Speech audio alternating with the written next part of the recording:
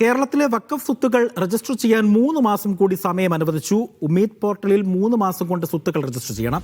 കേരള വഖഫ് ട്രൈബ്യൂണലിന്റേതാണ് ഉത്തരവ്. നിലവിൽ 10% വഖഫ് സ്വത്തുക്കളാണ് കേരളത്തിൽ രജിസ്റ്റർ ചെയ്തിട്ടുള്ളത്. എം കെ ഷുക്കൂറുണ്ട് വിവരങ്ങൾ നൽകാനായി കൊച്ചിയിൽ നിന്നും. ഷുക്കൂർ, എന്താണ് ഈ വാർത്തയുടെ കൂടുതൽ വിശദാംശങ്ങൾ?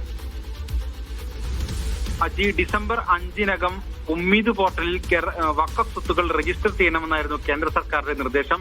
എന്നാൽ ഡിസംബർ 5-നകം ഇത്രയും സ്വത്തുക്കൾ രജിസ്റ്റർ ചെയ്യാൻ വഖഫ് സ്വത്തുക്കളുടെ കൈകാര്യകർത്താക്കൾക്ക് കഴിഞ്ഞിരുന്നില്ല.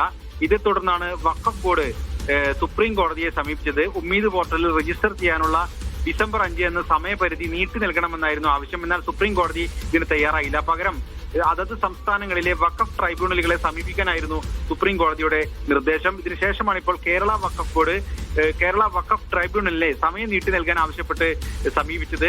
വഖഫ് ട്രിബ്യൂണൽ കേസ് പരിഗണിച്ച് 5 മാസം കൂടി ആകെ അനുവദിച്ചു. അതായത് 3 മാസത്തിനകം ഈ വഖഫ് ഈ പോർട്ടലായിട്ടുള്ള ഈ ഉമ്മീദ് പോർട്ടലിൽ അതത് വഖഫ് സ്വത്തുക്കൾ കൈകാര്യം ചെയ്യുന്ന ആളുകൾ രജിസ്റ്റർ ചെയ്യണം. അതിനുശേഷം 3 മാസത്തിനകം വഖഫ് ബോർഡ് ഇതെല്ലാം 5 മാസത്തിനകം വഖഫ് ബോർഡ് ഇതെല്ലാം പരിശോധിച്ച് ഈ രേഖകൾ ഉറപ്പുവരുത്തി രജിസ്ട്രേഷൻ പൂർത്തിയാക്കണമെന്നാണ് ഇപ്പോൾ വഖഫ് ട്രിബ്യൂണൽ നിർദ്ദേശിച്ചിട്ടുള്ളത്.